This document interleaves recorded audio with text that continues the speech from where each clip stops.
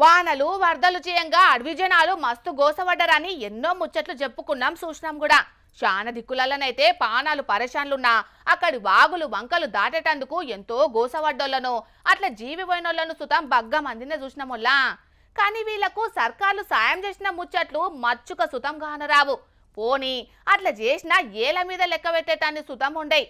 కానీ ఎండనక వాననక వాగనక వర్ధనక సలనక పూలనక ముంగట పడే జవాన్లను చూడుండ్రి ఎంత మంచి పని చేసిండ్రో.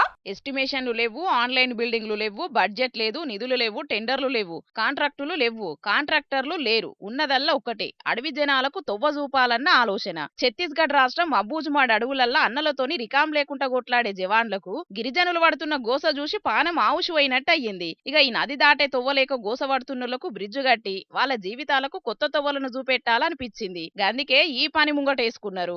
ఇక మదిల మెదిలంగానే రంగంలో దిగిండ్రు 38వ బెటాలియన్ జవాన్లు. జటలూరు నది మీద కంగబొంగులు గుత్ప కట్టెలను కుద్దుగా వేర్చి ఏండ్లకేండ్లు నిలిచేటట్టు పకడ్బందీ కట్టె బ్రిడ్జిని కట్టించిండ్రు. అది కూడా సిల్లి గవ్వ తీసుకోకుండా ఊరొల్ల సాయం అడుక్కోకుండా వారం దినాలలోనే తోపు బ్రిడ్జి కట్టించిండ్రు. పల్లె జనాలు పట్నాలకు అల్కగబోయే సౌలతి వేసిండ్రు. ఇక అప్పటిదాకా పానాలు లెక్క చెయ్యకుండా నదితోని సావాసం చేసేటోళ్లు జవాన్ల మంచి మనసు చూసి మెచ్చుకోవట్టిండ్రు. శనార్థులు చెప్పుకుంటా చేసిన సాయానికి పబ్బతి పడుతుండ్రు అక్కడి జనాలు. ఎప్పుడు ఏ ముప్పెదురైతుందో తెలియని జాగల పానాలు లెక్క చేయకుండా గిరిజనుల కోసం ముంగట పడ్డరంటే ఈ జవాన్లను ఎంత తారీఫ్ చేసినా తక్కువేనుల్లా.